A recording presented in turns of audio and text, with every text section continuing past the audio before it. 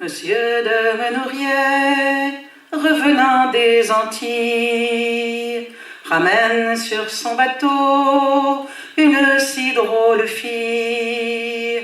Comme le charbonnier, sa figure elle est noire, elle a sur le poignet des bracelets d'ivoire.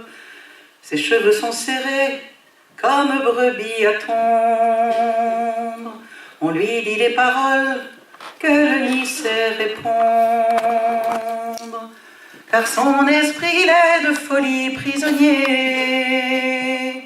Elle court comme la biche et nus sont ses deux pieds. Avec un sac de grains et 3 cruchons de verre, Monsieur de Menorier, il a payé son père. Elle ne sait que chanter, c'est une fille folle,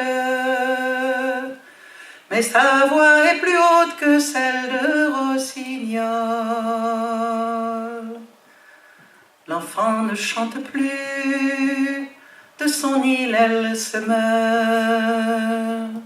Monsieur de Menorier l'emmène en sa demeure.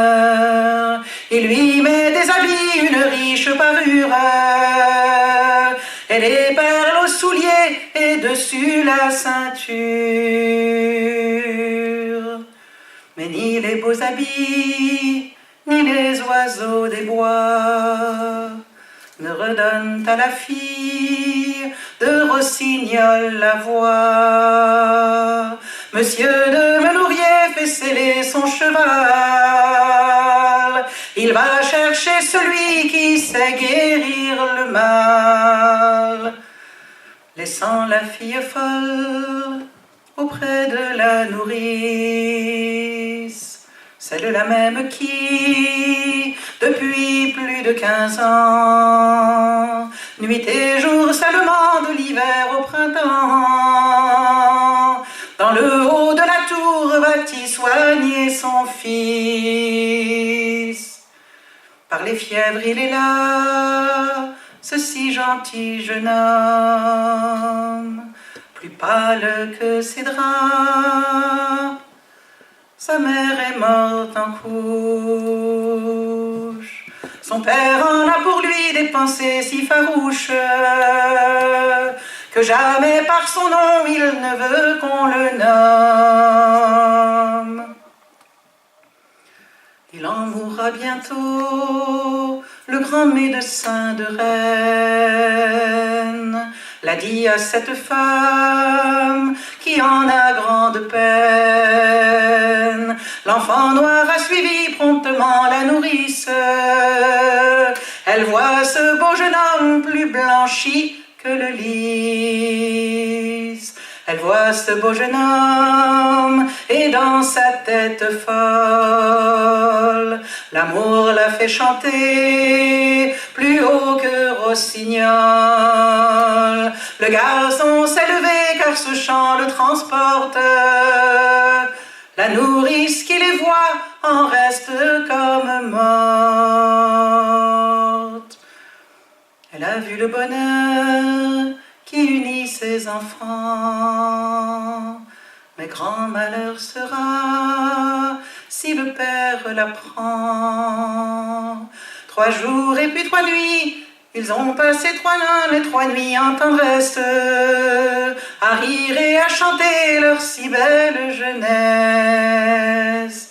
Mais il est revenu dessus son cheval noir, Monsieur de Menorier, et son œil est si noir que les gens du château s'affairent en silence, et que nourrice tremble pourtant d'insouciance. Le petit oiseau noir en cage est capturé. La porte de la tour dès ce jour est murée. Le doux chant s'est éteint par l'emprisonnement,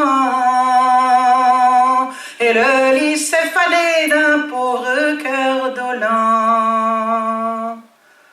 On a si tant pleuré en les portant en terre, que les petits ruisseaux sont devenus rivières, et que l'homme farouche a remonté la mer. On a vu son bateau plus loin que l'Angleterre.